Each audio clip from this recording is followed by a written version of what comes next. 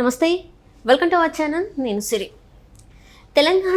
తెలంగాణలో ఆ కాంగ్రెస్ ప్రభుత్వం వచ్చిన తర్వాత అయితే రుణమాఫీ అనేది చాలా చర్చనీయాంశమైంది. ఎన్నికల కోడ్ సందర్భంగా అయితే కొంత అయితే గ్యాప్ అయితే వచ్చింది. ఇప్పుడు 31,000 కోట్లు రుణమాఫీ చేయాల్సి ఉంది రైతులకి. అయితే ఇక్కడ ఏంటంటే ఇప్పటికైతే 6,000 కోట్ల రూపాయలు అయితే రైతుల అకౌంట్లో అయితే జమ అయ్యాయి. అయితే ఇంకా 25,000 కోట్ల రూపాయలు బాకీ ఉన్నాయి. సో అవన్నీ ఎలా సమకూర్చుతారు ఏంటి అనేది మనకు వివరించడానికి మనతో పాటు ఉన్నారు ప్రముఖ సీనియర్ జర్నలిస్ట్ దుర్గా కుమార్ గారు. నమస్కారం సార్. నమస్తే సిరి, మన వీక్షకులు కూడా నమస్కారం సార్. ఇప్పుడు చూస్తున్నట్టయితే రైతుల రుణమాఫీ అనేది చాలా చర్చనీయాంశమైన అంశమైంది. అంటే గత ప్రభుత్వం ఇప్పుడు ఉన్న ప్రభుత్వానికి సవాల్ చేసింది. సో ఇప్పుడు ఏంటంటే ఇంకా 25,000 కోట్ల రూపాయలు అయితే ప్రభుత్వానికి కావాల్సిన అవసరం ఉందంటే వాళ్ళ రుణమాఫీ చేయడానికి కావాలి. సో ఈ 25,000 కోట్ల రూపాయలు ఈ ప్రభుత్వం ఎక్కడి నుంచి అంటే సేకరిస్తుంది?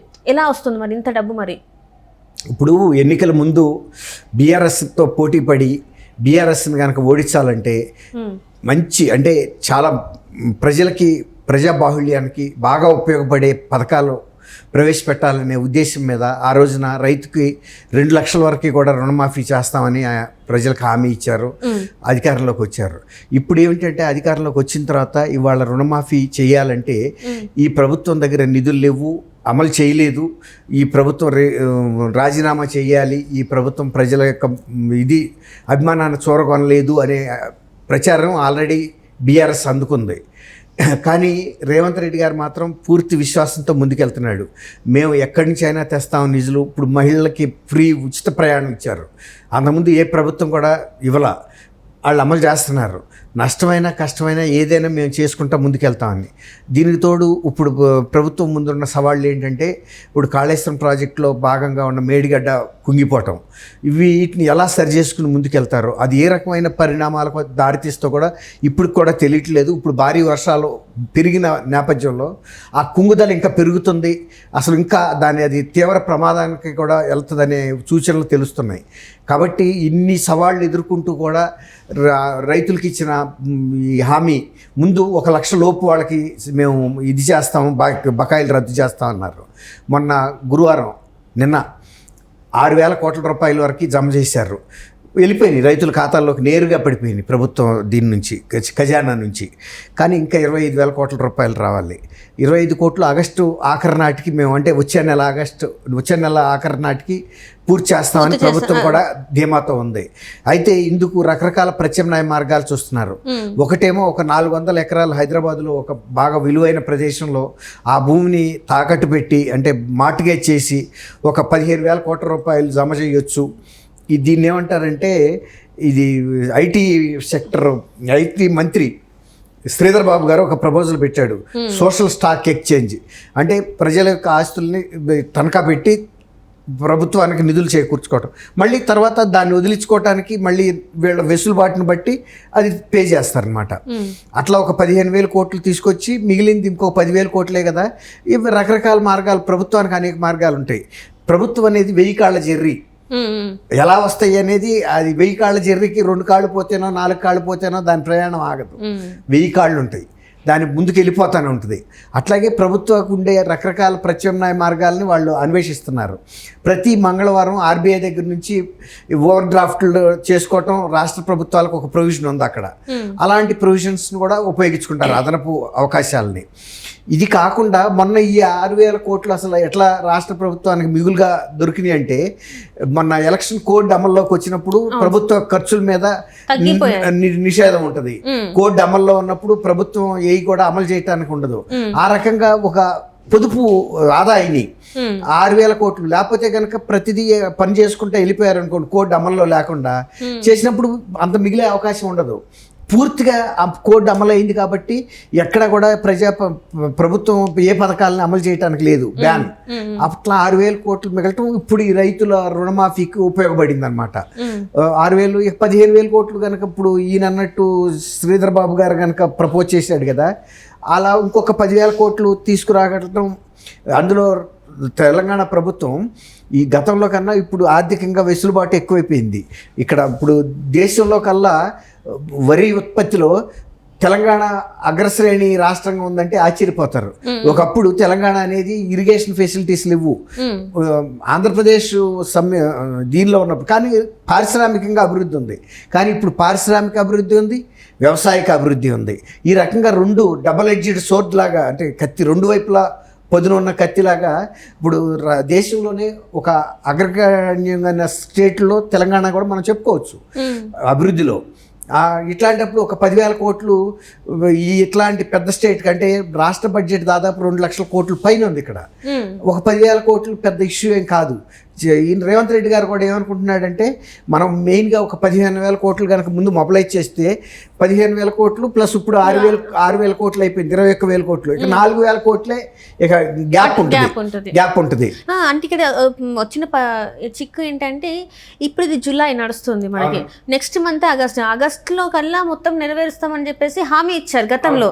మరి ఈ ఆగస్ట్ అనేది చాలా తక్కువ రోజులు ఉంది, ఇంకొక 15 రోజులలో మనకి ఆగస్ట్ వచ్చేస్తుంది. సో మరి ఆగస్టులో కల్లా ఇంత డబ్బు మరి సమకూర్చగలుగుతారా?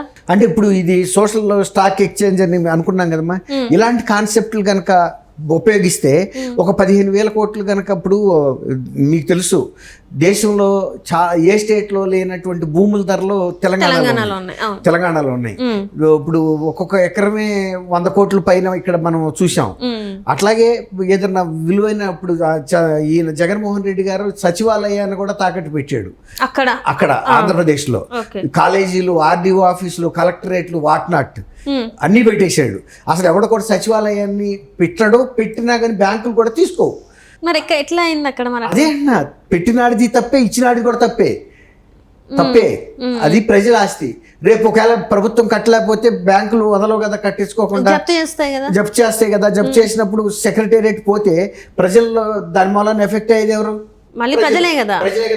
ప్రజలు వచ్చి బ్యాంకుల ముందు, లేకపోతే పబ్లిక్ ల్యాండ్ ఆర్డర్ ఇష్యూ వస్తుంది. అందుకని అసలు బ్యాంకులు కూడా అట్లాంటి కీలకమైన ఆస్తులు పెట్టుకోవు, నిరర్థకమైన ఆస్తులు. సపోజ్ ఖాళీ ప్రదేశాలు అనుకోండి, ఎకరాలు భూములు, అది ఎఫెక్ట్ ఏం కాదు. బ్యాంకులు వెళ్ళి స్వాధీనం చేసుకున్నా కూడా ప్రజలకి డైరెక్ట్ ప్రభావం పడదు. కాబట్టి అలాంటి కీలకమైన ఆస్తులు కూడా తాకట్టు పెట్టుకునే బ్యాంకులు ఉన్నప్పుడు తెలంగాణ ప్రభుత్వం వాళ్ళకుండా విలువైన భూముల్ని, చాలా భూములు ఉన్నాయి ఇప్పటికి ల్యాండ్ బ్యాంక్ ఇక్కడే కాకుండా వరంగల్లో ఇలాంటి సాట కూడా ల్యాండ్ బ్యాంక్ ఉంది. ఇది నిజాం ప్రభుత్వం వలన గతంలో నిజాం భూములు ఏవైతే ఉన్నాయో ఆ రకరకాల భూములు ఉన్నాయి రెవెన్యూలో, అలాంటి భూముల్ని కొంత తాకట్టు పెట్టుకుని కూడా మార్జిన్ పూడ్చుకోవచ్చు. ఇప్పుడు దగ్గరికి ఒక అవగాహనకి అయితే వచ్చేసారు. మనకి ఎంత ఖర్చు అవుతుంది, మనకున్న వనరుల్ని ఇట్లా మార్టిగేజ్ చేస్తే ఎంత వస్తుంది, తర్వాత ఆర్బీఐ దగ్గర నుంచి అడిషనల్గా తీసుకోవడానికి అనేది ఒక అవగాహనకు వచ్చారు. కాబట్టి పెద్దగా కష్టం ఉంటుందని అయితే నేను అనుకున్నాను. రేవంత్ రెడ్డి గారు కూడా ఎట్టి పరిస్థితుల్లోనూ మేము ఇచ్చిన హామీ నిలబెట్టుకుంటాం, ఇప్పుడు దాకా అన్ని నిలబెట్టుకున్నాడు కాబట్టి ఇది కూడా నిలబెట్టుకుంటారు. కాకపోతే ఇప్పుడు ఇంకొక 6 నెలల పాటు ఈ ఎఫెక్ట్ రాష్ట్ర ప్రభుత్వ బడ్జెట్ మీద ఉండొచ్చు. అదే ఇప్పటి వరకు అయితే ₹1,00,000 చేశారు, నెలాఖరు వరకు 1,50,000 అన్నారు, మళ్ళీ ఆగస్టు వరకు 2 లక్షలు అన్నారు. మరి ఇది అంటే విడతల వారీగా చేస్తున్నారు కదా. దీని వల్ల అంటే పక్కన పార్టీకి వాళ్ళకు కూడా ఒక ఇచ్చినట్టు అవుతుంది కదా, మళ్ళీ ఒక సాకు ఇచ్చినట్టు అవుతుంది కాంగ్రెస్ గురించి మాట్లాడడానికి. మరి అవన్నీ ఆలోచించుకున్నారా మరి రేవంత్ రెడ్డి గారు? లేదమ్మా, లేదు. ఆయన అన్ని ఖచ్చితమైన అవగాహనతోనే వెళ్తున్నాడు. ఆయనకి తెలియని విషయాలు ఏం కాదు. ఇది ప్రభుత్వం మీద మీరు అన్నట్టు కొంచెం ఒక 5-6 నెలల ప్రభావం చూపించినా కొంచెం ఒక ఆర్థిక క్రమశిక్షణ పాటించుకుంటా ముందుకెళ్తారు. ఇప్పుడు రేవంత్ రెడ్డి గారు ఆర్భాటాల కోసం ఇప్పుడు జగన్మోహన్ రెడ్డి గారు లాగా రిషికొండ మీద 600 కోట్లతో బిల్డింగ్లు కట్టిన తీరు రేవంత్ రెడ్డి చేయడు కదమ్మా. రేవంత్ రెడ్డికి కొంచెం భూమి మీద నిలబడి చేసి ఆలోచించే మనిషి. ప్రభుత్వ నిధులంటే జగన్మోహన్ రెడ్డి గారు అంటే మంచినీళ్ళ కన్నా కూడా హీనంగా ఖర్చు పెడతాడు. ఆయన సొంతానికి విలాసవంతమైన భవనాలు ఏమైనా చేస్తాడు, లేకపోతే ప్రత్యేకమైన విమానాలు వేసుకుని విదేశాల్లో 20 రోజుల పాటు పర్యటించినంతకాలం ఆ విమానం అక్కడే ఉంటుంది. కానీ రేవంత్ రెడ్డి గారు అట్లా ఇల్లాజికల్ పనులు చేయడు. ఏదైనా ప్రజలకు ఉపయోగపడే పని చేస్తాడు.